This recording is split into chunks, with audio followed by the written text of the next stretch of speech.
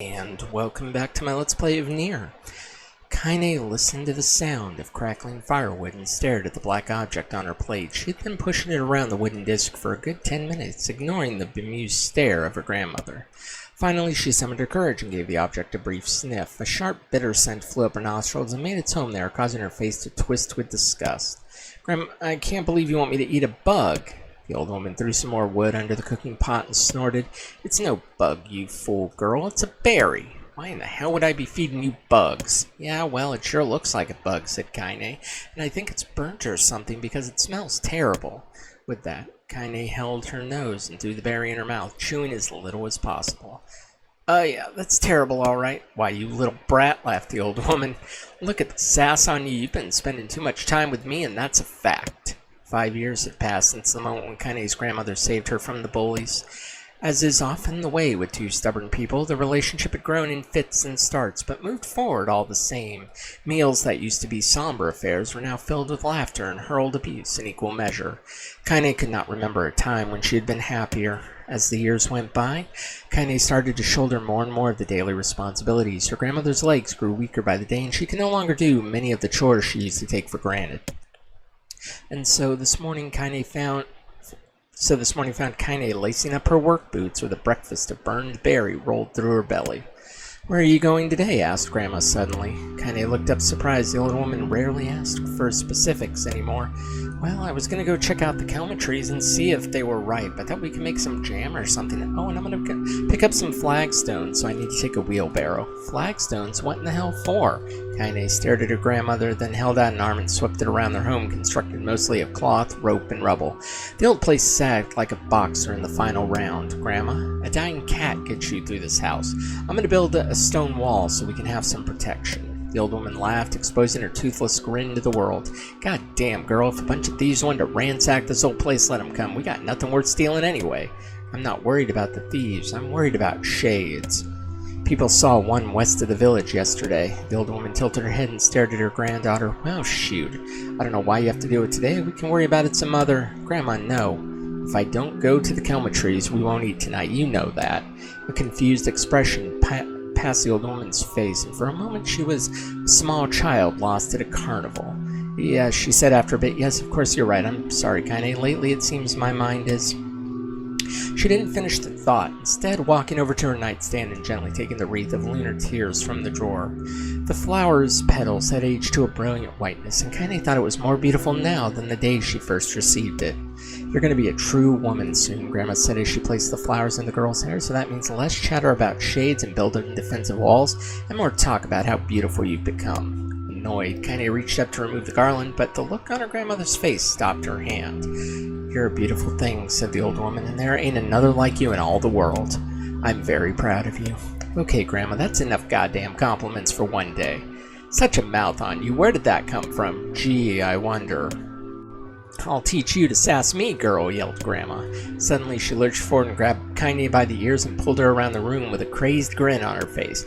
"Grandma," yelled Kaine in a quaking voice. "Grandma, stop it. What the hell?" The old woman stared at her and blinked and slowly held her wrinkled hands out as if it was the first time she had ever seen them. "Oh, I don't know what happened there. I'm sorry, girl. Sometimes my mind just—" Kaine thought the look on her grandmother's face was the most heartbreaking thing she had ever seen. "Listen," she began. "Maybe I should stay home after all." "No, I won't have you stay here to keep an eye on an old codger like me. You go get your fruit, your wall, and whatnot. I'll be fine. And when you come back, I'll have a nice grasshopper dinner waiting for you." Kaine rolled her eyes, then kissed her grandmother on the forehead, and made ready to depart, trying desperately to ignore the worry that was gnawing at the walls of her heart. Kaine could feel the old woman's eyes watching her as she moved down the path. "Don't turn around, don't turn around," she told herself, but in the end the temptation was too great. She spun on her heel for one final look and saw a small, bent woman standing in front of a ramshackle hut with a sad expression on her face. God, she looked so old now, and it's like the wind could reach down and just carry her away. Kaine worried about her grandmother all day, causing her work to suffer. What little fruit she could collect was tossed carelessly into the wheelbarrow, and she only found a couple of stones before losing interest in the project. Finally, as dusk approached, she decided to call it a day. Cursing herself for the lack of focus, Kaine pushed the nearly empty wheelbarrow back down the path. As she crested the final hill, she suddenly froze in place. The wheelbarrow fell from her fingers and collapsed on its side, sending a few pieces of wrinkled brown fruit rolling back down the hill.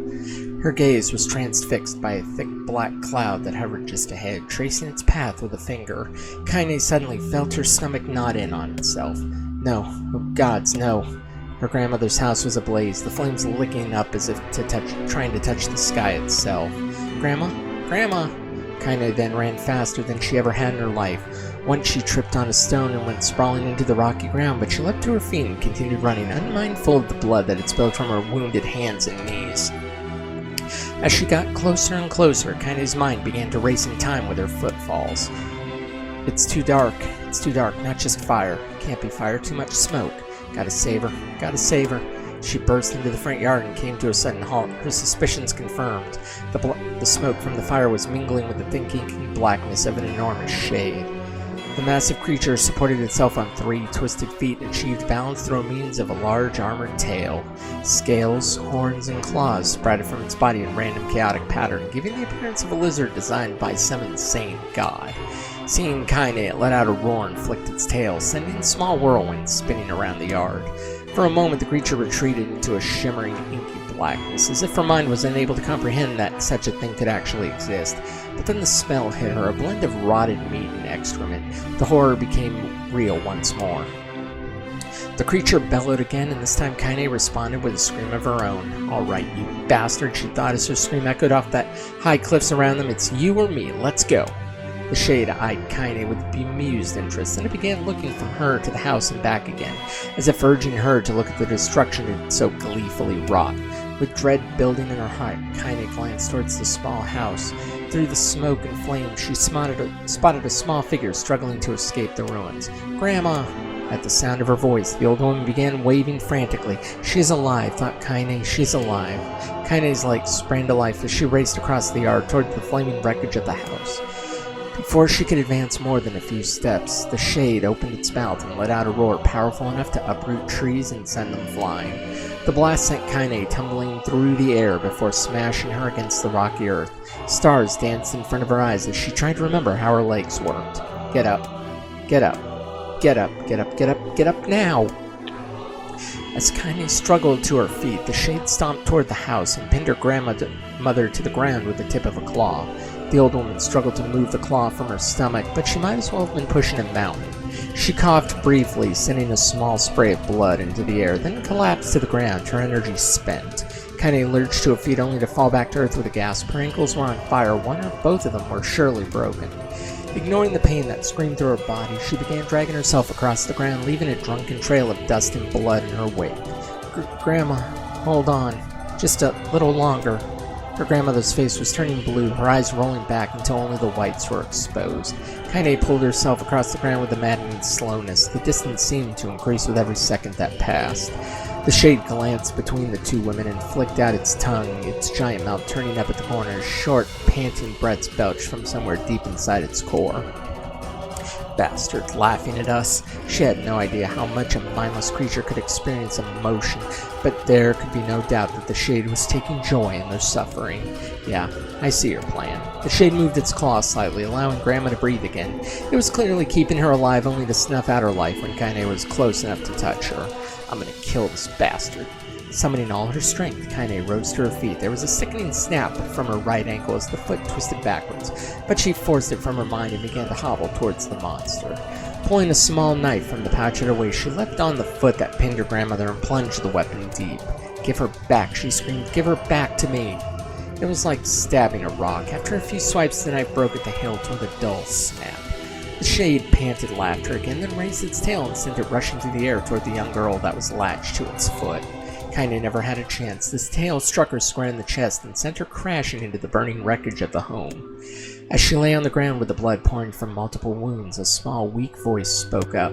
"Kaine?" Kaine's vision blurred, but she forced herself to focus on the sound. Finally, her eyes cleared enough for her to make out her grandmother's hands reaching out to her through the smoke.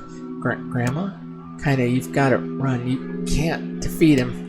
Kaine grabbed the hands and held on with all her strength. "Grandma, come on, we have to go." The old woman coughed loudly. One of her hands, slick with blood, slipped from Kaine's grasp and thumped to the ground below. "Grandma, no, no." I said run, god damn it, you have to live, you have to get through. The thought would stay forever unfinished. Before she could say another word, the shade's clawed foot descended, smashing through the remains of the roof and down upon the shattered figure of the old woman. Blood oozed thickly from the gaps in the creature's toes as the terrible putrid smell assaulted Kaine's nose once again. She stared at the foot, dumbfounded, convinced what she was seeing could not possibly be real.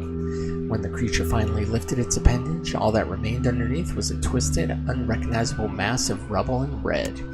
Her grandmother was gone. Kaine blinked, trying to feel the hands which had been in hers just a moment before. For a fleeting instant, she could remember the warmth of that embrace, the trembling of the fingers, but then the sensation drifted away on the breeze and was gone. Memories flashed through Kaine's mind, one after the other, faster and faster, until they became a meaningless jangle of noise. Kaine screamed then, a thunderous sound that echoed off the cliffs and seemed to roll away forever. The shade eased forward, black ichor pouring from its mouth and dissolving into the smoke on the ground below. The earth shook with every step as it crept towards its prey. Kaine's body slowly rose, as if controlled by a mad puppet master. Her arms and legs were bent at impossible angles. Her head lolled dangerously to the side, yet somehow she managed to stand. Staring at the shade, her eyes began to glow with a deep red fire. The creature, so confident just moments before, took a slow, hesitant step backward, trying to discern if this broken human could possibly pose a threat. Kaine seized the moment. Laughing like a madwoman, she leapt into the air and plunged the shattered hilt of her knife deep into the leg of the shade. The shade shook Kaine off like a fly, sending her crashing to the earth once again.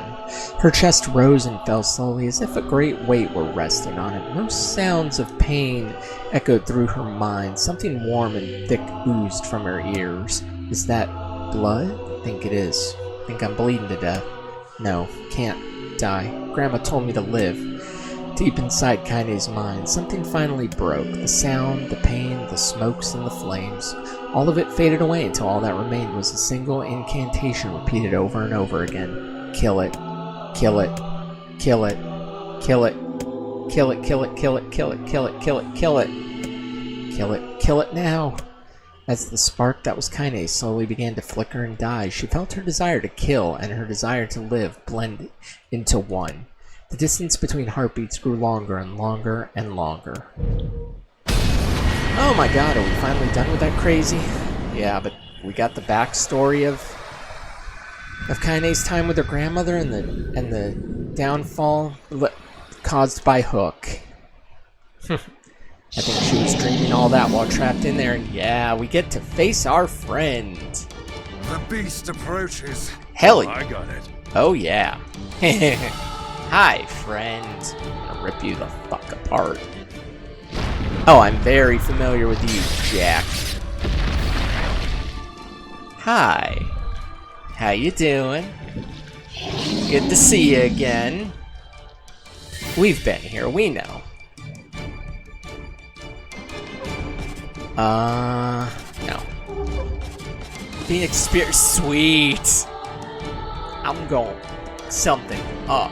When did I even get the Phoenix Spear anyways? Phoenix Spear, purchased from Basalt. Wow, so I don't get this for a while, technically.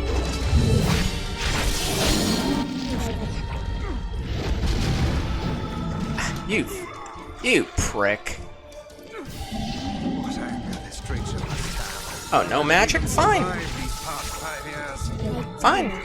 I'm not gonna let this happen again. He dies. My soul feels light. Ah, come. It's not the blade. There we go. Solves that problem. Down. Come on. Thank you. Thank you kindly. Thank you for coming. Yeah, you had no chance, good sir. Oh, bye now. But yeah, I got my sweet-ass spear. That means, yeah, this whole second chapter, I'm not gonna do quests, I ain't gonna do jack. I'm just focused on story and getting where because I got all the weapons, and yeah, I do still have them all, so technically, yeah, I don't have to worry about anything. Also, yeah, if you want to see me not talk during the cutscenes, go back and watch the first half. We've already seen all this, so we know. Believe me, we're familiar with it. Go back and watch up to part like 33, 34 if you want the first half of the game too, because this is going to be the second. Oh, bloody hell. Do I gotta do this again? Oh, fuck me. Well, okay, apparently we're not done, but yeah, I think I'm done for the day because, yeah, that went on for a while, including the battle, and my poor voice feels like it's starting to break, mainly because I'm not taking breaks, but yeah, this is the part where I bring this one to a close for today. So in the meantime, though, if you liked what you saw, make sure you give this video a thumbs up, subscribe to the channel, and of course, as always, thanks for watching.